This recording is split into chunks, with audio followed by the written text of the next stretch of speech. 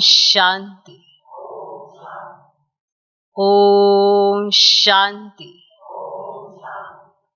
आज की तारीख है 18 जून 2025। साकार महावाक्य। बाबा कहते, मीठे बच्चे, ये रुद्र ज्ञान यज्ञ स्वयं रुद्र भगवान ने रचा है। ये रुद्र ज्ञान यज्ञ स्वयं भगवान ने रचा है। इसमें तुम अपना सब कुछ स्वाहा करो। इसमें तुम अपना सब कुछ स्वाहा करो, क्योंकि अब घर चलना है। पता है अब समय कहाँ आके पहुंचा है? विनाश की तरफ। कहाँ आके पहुंचा है? विनाश की तरफ। हम ये जरूर चेक करें कि हमारी तैयारी कहाँ तक है, क्योंकि अब कभी भी कुछ भी हो सकता है। आपके मालूम होगा कि संगम कितने समय का है और इतने समय तक और क्या क्या चलना है। तो अपनी अवस्था जरूर चेक करना, अभी हमारी बुद्धि कहाँ तक है। क्या हमने सब कुछ सफल करा? तन मन सफल किया? धन की बात नहीं हो रही है। धन जिसके पास है नहीं वो तो क्या सफल करे। पर सच्चाई सफाई के साथ तन मन सफल किया। सब कुछ सफल करने का अर्थ क्या है? समय, श्वास, संकल्प, ये सफल करना। अपना समय अगर व्यर्थ की तरफ जाता है तो आप अपने खाते में लगा रहे हैं। तो आपके यज्ञ में कितना सफल करता है? श्वास कितने लगाता है? अगर और बातों में आपकी बुद्धि जाती है तो आपके श्वास भी सफल नहीं होते हैं। यज्ञ में सफल होते हैं, नहीं होते हैं। यज्ञ में रहने को यज्ञ श्वास सफल करना नहीं कहते। कहीं यज्ञ में रहते हुए भी बुद्धि बार भटकती रहती है तो क्या सफल किया? संकल्प यज्ञ में विघ्न स्वरूप बन जाते हैं या सफलता स्वरूप आप अपने संकल्पों से यज्ञ को मजबूत करते हैं। क्या करते हैं? आपके संकल्पों का एक वायुमंडल तैयार होता है, तो आपने उस वायुमंडल से यज्ञ को सपोर्ट किया या उसमें विघ्न डाला। चेक करें। सफल करना किसे कहते हैं? सब कुछ सफल करना। आप आत्मा के पास क्या है? तन, मन, समय, श्वास, संकल्प, ये है ना। धन जिसके पास है वो सफल करे, जिसके पास नहीं है वो क्या सफल करे? वो ये सफल करे। और अगर फिर भी कोई सफल ना करे तो फिर क्या कहें? तो वो विघ्न रूप है। इस रुद्र ज्ञान यज्ञ में सब कुछ स्वाहा करना है। यज्ञ में सब स्वाहा किया जाता है। तो क्या हमने अपने आप को स्वाहा कर दिया? यह मैंपन बहुत है, वे अभिमान बहुत है। बात बात में रूठना, अपमान फील करना, अभिमान आ जाना बहुत नुकसानकारक है। अभी ड्रामा सबको यही दृश्य दिखाएगा कि ऐसी आत्माएं ज्यादा समय रह नहीं पाएंगी। और समय ऐसा है कि चारों तरफ अभी विनाश की लीला शुरू होने जा रही। आप क्या करेंगे तब? सुना है ना, जब विश्व युद्ध होता है तो भगवान तो पढ़ा ही रहा होता है। भगवान तो पढ़ा रहा है और युद्ध भी शुरू। वो तो पहले से ही शुरू है, जैसे छोटी छोटी चिंगारी, फिर बड़ी चिंगारी, और फिर बम्बोर को आग लगेगी। फिर क्या करेंगे? आप क्या करेंगे? आप उस समय तब भी अपनी मेमोरी रहेंगे या बाप में समाएंगे? बेहद की दृष्टि रखेंगे, बेहद के संकल्प चलाएंगे। अपना तन, मन, समय, श्वास, संकल्प किन कार्य में लगाएंगे आप पे निर्भर करता है, क्योंकि खाता आप ही का बनना है। बाप किसी का खाता स्वयं से नहीं बनाता, बस विधि बताता है। बनाना है नहीं बनाना आप पे निर्भर करता है। ओके। बाबा कहते मीठे बच्चे, ये रुद्र ज्ञान यज्ञ स्वयं रुद्र भगवान ने रचा है। इसमें तुम अपना सब कुछ स्वाहा करो, क्योंकि अब घर चलना है, क्योंकि अब घर चलना है। फिर नहीं कहना इसको इतना मिला, उसको उतना मिला। जिसने जितना किया उसको उतना मिला। ये हिसाब बड़ा ही एकदम सटीक है। आपको लगता होगा इसको ज्यादा मिला, इसको कम मिला, पर उसने अपने कर्मों पर मान ही पाया है। हर एक को अपने कर्मों पर मान ही मिला है। इसीलिए बजाय दूसरों को देखने के अपना खाता चेक करें, कहां तक बनाया है। आज का प्रश्न, संगम युग पर कौन सा वंडरफुल खेल चलता है?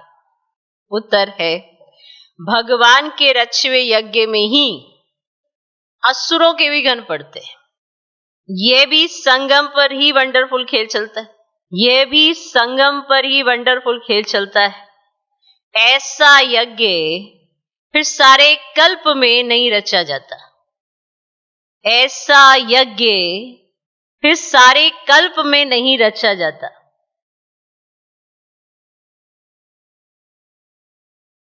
ये है राजसव अश्वमेघ यज्ञ, स्वराज्य पाने के लिए।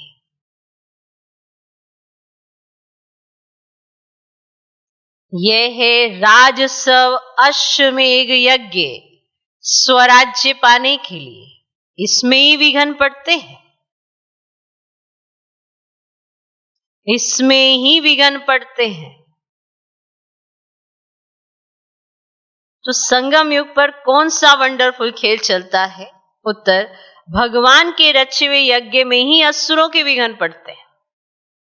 असुरों के विघ्न कैसे पड़ते हैं? आसुरी बुद्धि यज्ञ में विघ्न डालती है। इसीलिए वो दिखाते ना, ऐसे कुछ ना कुछ फेंकते रहते हैं। वो यज्ञ चल रहा, ऊपर से कुछ ना कुछ फेंकते रहते हैं। वो क्या फेंकते हैं?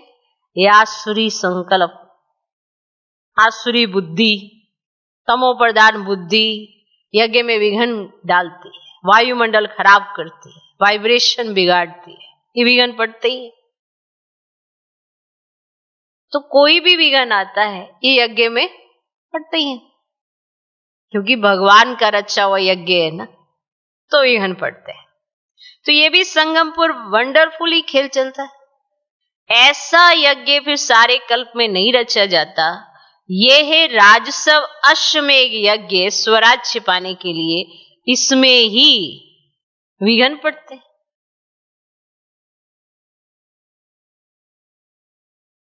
क्लियर? ओम शांति। तुम कहां बैठे हो? इनको स्कूल अथवा यूनिवर्सिटी भी कह सकते हो। विश्वविद्यालय है जिसकी ईश्वरीय ब्रांचेस हैं। बाप ने बड़े से बड़ी यूनिवर्सिटी खोली है। शास्त्रों में रुद्र यज्ञ नाम लिख दिया है। इस समय तुम बच्चे जानते हो, शिव बाबा ने ये पाठशाला अथवा यूनिवर्सिटी खोली है। ये बात जानते हो? जानते हो? ऊंच से ऊंच बाप पढ़ाते हैं। ये तो बच्चों की बुद्धि में याद रहना चाहिए। भगवान हमको पढ़ाते हैं, उनका ये यज्ञ रचा हुआ है। इसका नाम भी वाला है, राजस्व अश्वमेघ रुद्र ज्ञान यज्ञ। राजस्व अर्थात स्वराज्य के लिए। अश्वमेघ ये जो कुछ भी देखने में आता है उन सब को स्वाहा कर रहे हैं। शरीर भी स्वाहा हो जाता है, आत्मा तो स्वाहा हो नहीं सकती। सब शरीर स्वाहा हो जाएंगे, बाकी आत्माएं वापस जाएंगी। यह है संगम युग। बहुत आत्माएं भागेंगी, बाकी शरीर खत्म हो जाएंगे। यह है सब ड्रामा। तुम ड्रामा के वश चल रहे हो।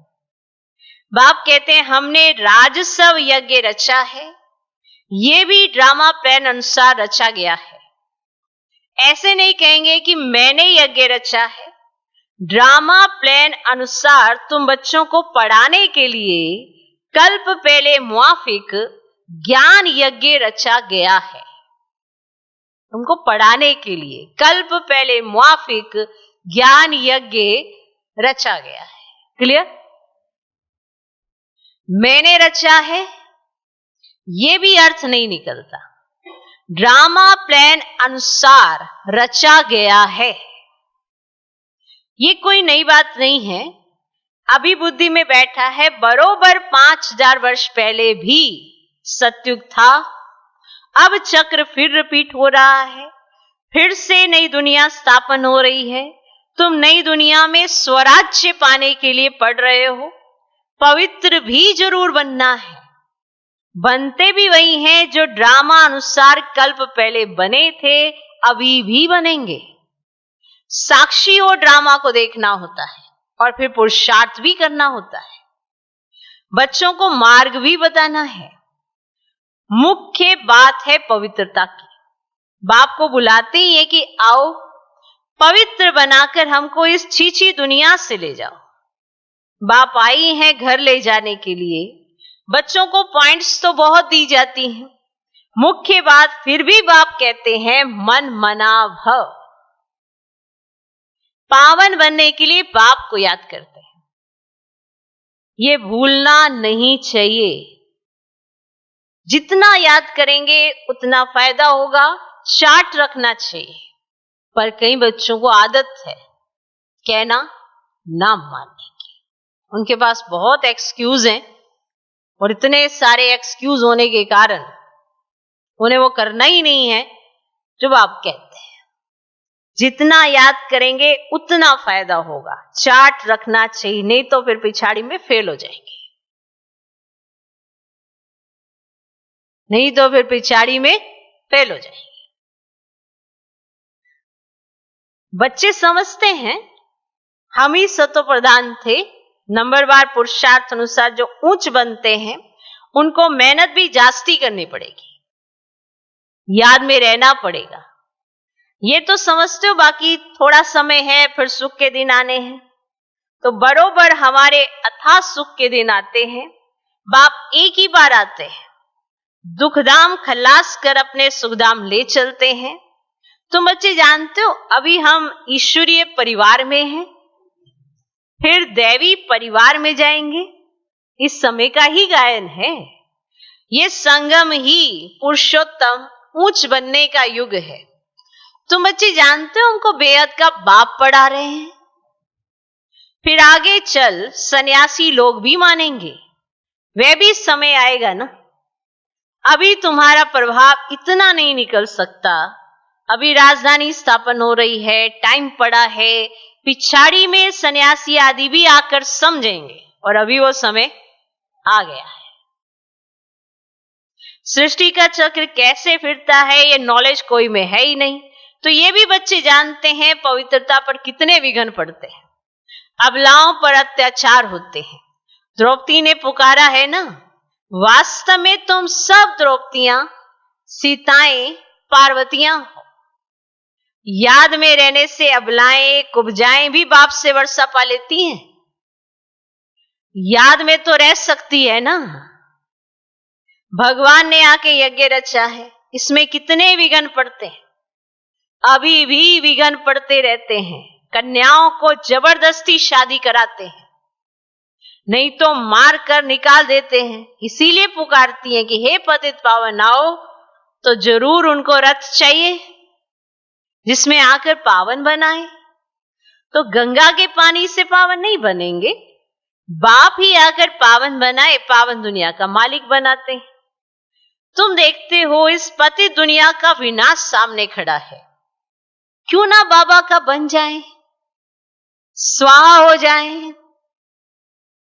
पूछते हैं स्वाहा कैसे हो, ट्रांसफर कैसे करें। बाबा कहते बच्चे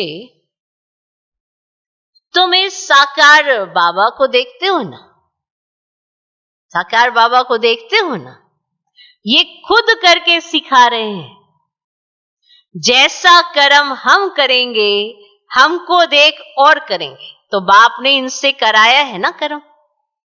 सारा यज्ञ में स्वाहा कर दिया।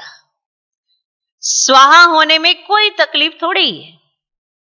ये ना बहुत साहूकार ना गरीब था, साधारण था।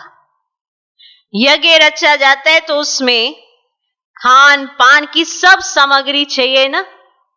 यज्ञ तो रचा पर उसमें सब कुछ चाहिए ना, सारी व्यवस्था चाहिए, खान पान की सबकी सामग्री चाहिए ना। यह है ईश्वरीय यज्ञ। ईश्वर ने आकर इस ज्ञान यज्ञ की स्थापना की है। तुमको पढ़ाते हैं, इस यज्ञ की महिमा बहुत भारी है। ईश्वरीय यज्ञ से ही तुम्हारा शरीर निर्वाह होता है। जो अपने को अर्पण में समझते हैं, हम ट्रस्टी हैं, ये सब कुछ ईश्वर का है। हम शिव बाबा के यज्ञ से भोजन खाते हैं तो ये समझ की बात है ना। जो अपने को अर्पण में समझते हैं, माना अपना सब कुछ ईश्वर के हवाले, फिर कोई मैं नहीं, कोई दे अभिमान नहीं। काएगा कहां से दे अभिमान जब मैं ही नहीं। सब कुछ ईश्वर अर्पण जो समझते हैं, ट्रस्टी होकर रहते हैं, ये सब समझने की बात है। फिर उन्हें लगता है कि हम सब कुछ ईश्वर से लिया हुआ ही खाते हैं, उन्हीं का दिया हुआ हम पाते हैं। तो ये सब कुछ ईश्वर का है। हम ईश्वर के माना शिव बाबा के यज्ञ से भोजन खाते हैं, ये समझ की बात है ना, है ना। यहां तो नहीं सबको आकर बैठना है। ऐसे नहीं कि हम ईश्वर का खाते तो चलो हम यहीं बैठ जाते हैं, नहीं। जहां भी रहते हैं ये सब ईश्वर ने दिया है, ईश्वर के तरफ से ही हम खाते हैं। ये सब समझने की बात है। ये नहीं कि चलो हम तो ईश्वर का ही खाते, चलो उनके पास ही रह जाते। यहां तो नहीं, यहां सबको आकर बैठना है। इनको सैंपल तो देखा कैसे सब कुछ स्वाहा किया। बाबा कहते जैसे कर्म ये करता है, इनको देख औरों को भी आया। बहुत ही स्वाहा हुए, अपना सब कुछ यज्ञ में स्वाहा कर दिया। जो जो हुए वे अपना वर्षा लेते हैं। बुद्धि से भी समझा जाता है आत्मा तो चली जाएगी, बाकी शरीर सब खत्म हो जाएंगे। ये बेहद का यज्ञ है, इनमें सब स्वाहा होंगे। तुम बच्चों को समझाया जाता है कैसे बुद्धि से स्वाहा हो, नष्ट मोआ बन जाओ।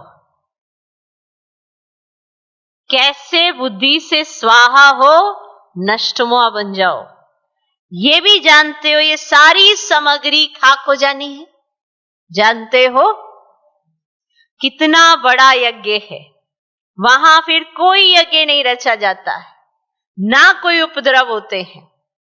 ये सब जो भक्ति मार्ग के अनेक यज्ञ हैं वे सब खत्म हो जाते हैं। और ज्ञान सागर एक ही भगवान है। वही मनुष्य सृष्टि का बीज रूप सत चैतन्य है। शरीर तो जड़ है, आत्मा ही चैतन्य है। तो वे ज्ञान सागर है। तुम बच्चों को ज्ञान सागर बैठ पढ़ाते हैं तो वे सिर्फ गाते रहते हैं और तुमको बाबा सारा ज्ञान सुना दे। वो तो सिर्फ गाते रहते हैं और तुमको बाबा सारा ज्ञान सुना रहे। तो ज्ञान कोई बहुत तो है ही नहीं। वर्ल्ड का चक्र कैसे फिरता है ये सिर्फ समझाना है। तो यहां बाप तुमको स्वयं पढ़ा रहे हैं ना, खुद पढ़ा रहे हैं ना बाप तुमको। तो कहते भी साधारण तन में प्रवेश करता हूं, भागीरथ भी मशहूर है, तो जरूर मनुष्य होगा जिसमें बाप आएगा। तो उनका एक ही नाम चला आता है शिव, और सबके नाम बदलते हैं। तो सबका बाकी सबके इनका नाम नहीं बदलता है, बाकी सबके नाम बदलते, इनका नाम नहीं बदलता। बाकी भक्ति में अनेक नाम रख दिए हैं। अब यहां तो है ही शिव बाबा, शिव कल्याणकारी कहा जाता है। तो भगवान ही आकर नई दुनिया स्वर्ग स्थापन करते हैं तो कल्याणकारी बाप ठहरा ना। तुम जानते हो भारत में स्वर्ग था, अभी नरक है, फिर स्वर्ग जरूर होगा। तो इनको कहा जाता है ना पुरुषोत्तम संगम युग। जबकि बाप खेवैया बन तुमको इस पार से उस पार ले जाते हैं। और यह है पुरानी दुख की दुनिया, फिर जरूर नई दुनिया होगी। तो ड्रामानुसार तो जिसके लिए तुम अभी पुरुषार्थ करते हो तो बाप की याद ही घड़ी घड़ी भूल जाती है। अब इसमें मेहनत, बाकी तुमसे जो विक्रम हुए हैं उनकी सजा कर्म भोग के रूप में भोगनी ही पड़ती है। जो भी विक्रम हुए ना उनकी सजा कर्म भोग के रूप में भोगनी पड़ती है। कर्म भोग अंत तक भोगना ही है, उसमें माफी नहीं मिल सकती। ऐसे नहीं बाबा क्षमा करो, कुछ भी नहीं। ड्रामा अनुसार सब होता है, क्षमा आदि होती ही नहीं। हिसाब किताब तो करना ही है। तमो प्रधान से सतो प्रधान बनना है तो इसके लिए श्रीमत भी मिलती है। श्री श्री श्री बाबा की श्रीमत से तुम श्री बनते हो, तो ऊंच से ऊंच बाप तुमको ऊंच बनाते हैं। तुम अभी बन रहे हो, अभी तुमको स्मृति आई है। बाबा कल्प कल्प आकर हमको पढ़ाते हैं, तो आधा कल्प उनकी प्रारब्ध मिलती है। सृष्टि चक्र कैसे फिरता है उस नॉलेज की दरकार ही नहीं रहती वहां पे, समझा। कल्प कल्प एक ही बार आकर बतलाते हैं कि ये सृष्टि का चक्र कैसे फिरता है। तुम्हारा काम है पढ़ना और पवित्र बनना, योग में रहना है। बाप के बनकर और पवित्र नहीं बनेंगे तो 100 गुना दंड पड़ जाएगा, नाम भी बदनाम हो जाता है। अब गाते भी है सतगुरु का निंदक ठोर न पाए। अब मनुष्यों को पता ही नहीं कि ये कौन है। सत बाप ही सतगुरु सत टीचर होगा ना। तुमको पढ़ाते हुए हैं तो सच्चा सतगुरु भी है। तो जैसे बाप ज्ञान का सागर है, तुम भी ज्ञान के सागर बने हो ना, तो बाप ने तो सारा ज्ञान दे दिया है। बाप ने तो सारा ज्ञान दे दिया है। जिसने जितना कल्प पहले धारण किया है उतना ही करेंगे। बाबा ने तो दे दिया है। अब जिसने जितना कल्प पहले धारण किया उतना ही करेंगे। पुरुषार्थ करना है।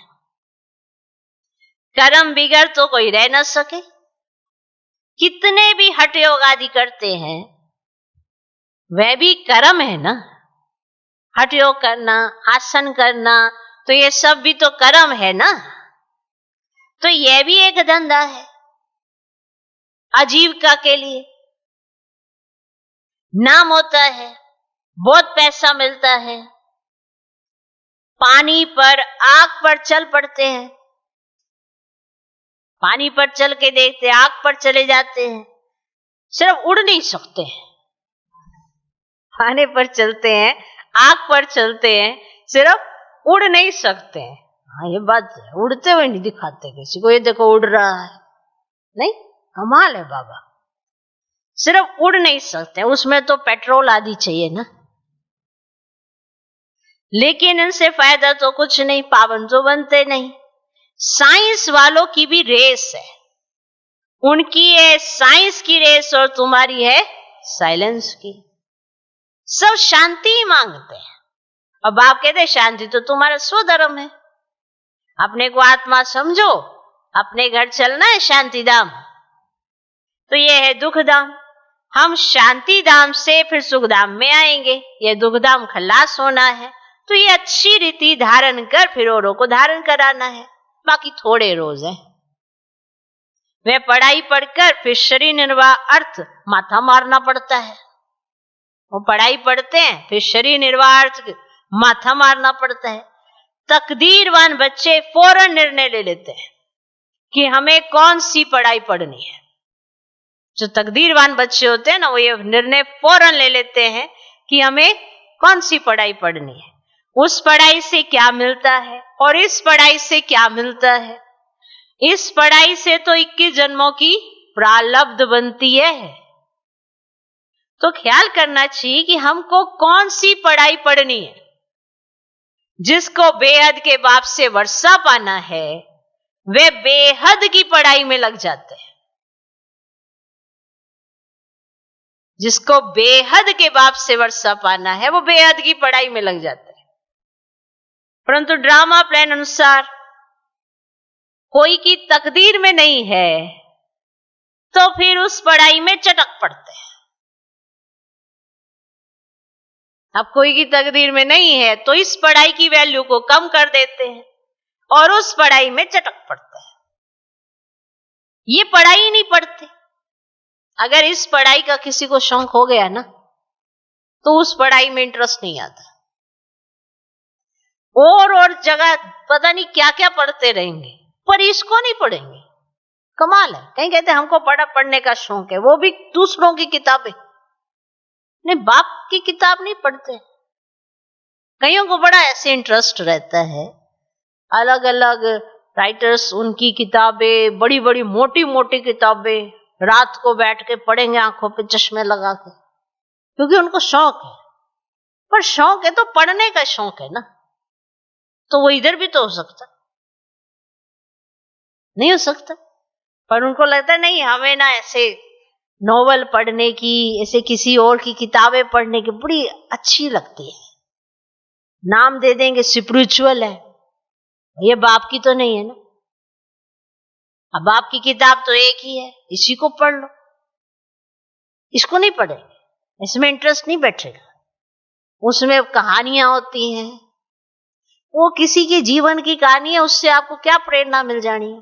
आपने अगर पढ़नी है तो ब्रह्मा बाप के जीवन की कहानी पढ़ो, दादियों से सीखो, और किससे सीखना है। बारी बारी दुनिया में तो बहुत ही ऐसे बड़े बड़े कितनी किताबें मिल जाएंगी। कहते नहीं मुझे बड़ा पढ़ने का शौक है, ऐसे बहुतों को देखा गया। भाई क्या पढ़ने का शौक है, कोई किताबें होती है, इंग्लिश की किताबें भी पढ़ेंगे, अच्छी अच्छी ऐसे मोटी मोटी मोटी मोटी, कहती है तो हफ्ते में मैं पढ़ डालूंगा, मैं पढ़ डालूंगी। अरे बाबा की किताब, उसका शौक नहीं है। ऐसे बहुत मिलेंगे आपको, होंगे वो बाबा के बच्चे, पर उनका इंटरेस्ट और किताबों को पढ़ने का जास्ती होता है। तो फिर बाबा भी पूछे कौन सी नॉलेज अच्छी बच्चे, तो जब इंटरेस्ट यहाँ पे बनाया ही नहीं है तो फिर इंटरेस्ट तो बनाना पड़ता है ना, कि मुझे पढ़ने का शौक है। देखो पढ़ने का शौक आपको है, पर क्या पढ़ना है बना लो। तो इसीलिए बाबा ने कहा क्या, जो तकदीरवान बच्चे होंगे ना वो फौरन निर्णय ले लेते हैं कि हमें कौन सी पढ़ाई पढ़नी है, उस पढ़ाई से क्या मिलता है और इस पढ़ाई से क्या मिलता है। इस पढ़ाई से तो 21 जन्मों की प्रारब्ध बनती है, तो ख्याल करना चाहिए कि हमको कौन सी पढ़ाई पढ़नी है। जिसको बेहद के बाप से वर्षा पाना है वह बेहद की पढ़ाई में लग जाते हैं, परंतु ड्रामा प्लान अनुसार कोई की तकदीर में नहीं है ना, तो फिर उस पढ़ाई में चटक पड़ते हैं। ये पढ़ाई नहीं पढ़ते, कहते फुर्सत ही नहीं मिलती। इस पढ़ाई में कहते फुर्सत नहीं मिलती, उसमें टाइम निकाल लेते हैं। बाबा पूछते हैं कौन सी नॉलेज अच्छी, कौन सी नॉलेज अच्छी, उनसे क्या मिलेगा और उनसे क्या मिलेगा। देखो आत्मा में जितनी जास्ती शक्ति आती है उतना ही वो हर बात में अपने आप को संतुलित बना सकते हैं। अब उसके पास पावर ही नहीं है तो हर छोटी छोटी बात पर फीलिंग लेकर देहाभिमान में आकर अपमान फील करके आउट। आत्मा की शक्ति जागृत करनी है ना इस समय तो, और वो तो होगी बाप की याद से। अब याद के लिए भी ज्ञान चाहिए, तो ये पढ़ाई में इंटरेस्ट ही नहीं होता। कहीं पढ़ी ना पढ़ी, ध्यान दिया नहीं दिया। तो फिर बाबा ने भी पूछा कौन सी नॉलेज अच्छी, कौन सी नॉलेज अच्छी, उनसे क्या मिलेगा और इनसे क्या मिलेगा। कहते बाबा जिस्मानी पढ़ाई से क्या मिलेगा, थोड़ा करके कमाएंगे। यहां तो भगवान पढ़ाते हैं। सोचो एक जन्म आपको मिलता है और उसमें आपने ये डिसाइड करना है कि आपने कहना किसका मानना है। एक ही जन्म में, बाकी सारे जन्मों में आपको बहुत सारे लोग मिल जाएंगे। इस एक जन्म में आपने उनके साथ ही रहना है। अपने साथ वायदा कर लो मैं उनके साथ ही रहूं। कौन है ऐसा जो ऐसा वायदा अपने साथ करता, तो फायदा भी उसी को मिलता है। सोचो, तो जिस्मानी पढ़ाई से क्या मिलेगा, थोड़ा करके कमाएंगे। यहां तो भगवान पढ़ाते हैं, हमको तो पढ़कर राजाई पद पाना है। तो ज्यादा ध्यान किस बात पर देना चाहिए, किस बात पर देना चाहिए, इस पढ़ाई पर। बाप के कहने पर फिर आपका कल्याण ही कल्याण। कोई तो फिर कहते बाबा वह कोर्स पूरा कर फिर आएंगे। अभी कोर्स चल रहा है ना बाबा, तो वो पूरा हो जाएगा फिर हम आएंगे। कोई तो ये कहते हैं बाबा समझ जाते हैं इनकी तकदीर में नहीं है। जो कोर्स का बहाना देकर बाबा को ये कह रहे हैं कि बाबा कोर्स पूरा करके हम फिर आएंगे, तो बाबा समझ जाते हैं इनकी तकदीर में नहीं है। क्या होना है सो आगे चल देखना है। समझते हैं शरीर पर भरोसा नहीं है, तो फिर सच्ची कमाई में लग जाना चाहिए ना।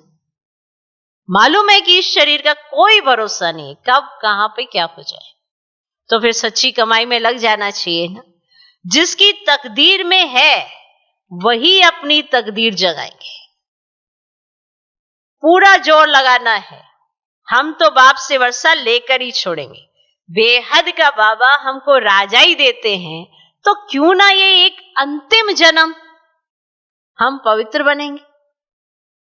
इतने ढेर बच्चे पवित्र बनते हैं, झूठ थोड़े ही बोलते हैं, सब पुरुषार्थ कर रहे हैं, पढ़ रहे हैं, फिर भी विश्वास नहीं करते। वेद का बाप आते ही तब है जब पुरानी दुनिया को नया बनाना होता है।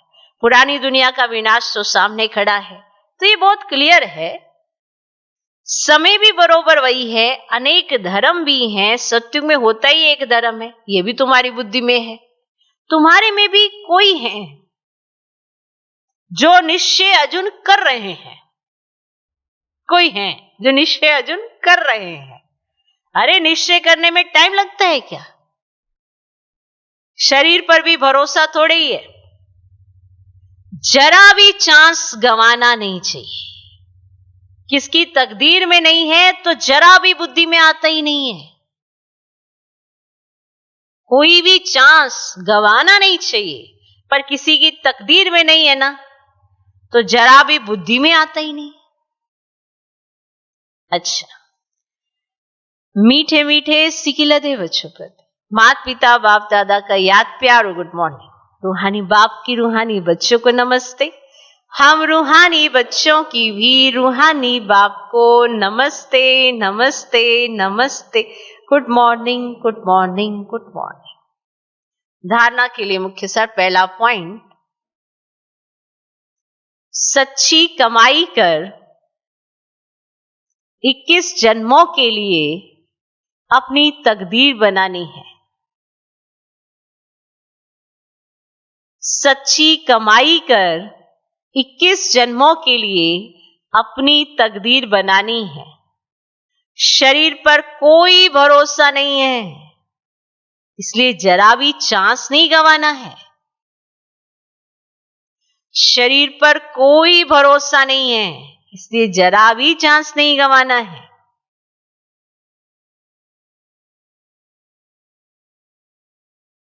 दूसरा पॉइंट, नष्ट मोहा बनकर अपना सब कुछ रुद्र यज्ञ में स्वाहा करना है।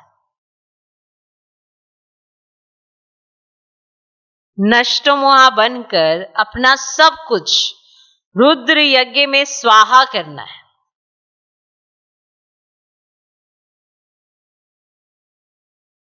अपने को अर्पण कर ट्रस्टी हो संभालना है। अपने को अर्पण कर ट्रस्टी हो संभालना है।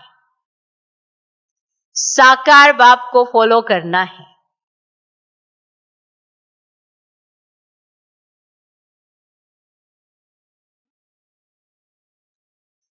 साकार बाप को फॉलो करना है।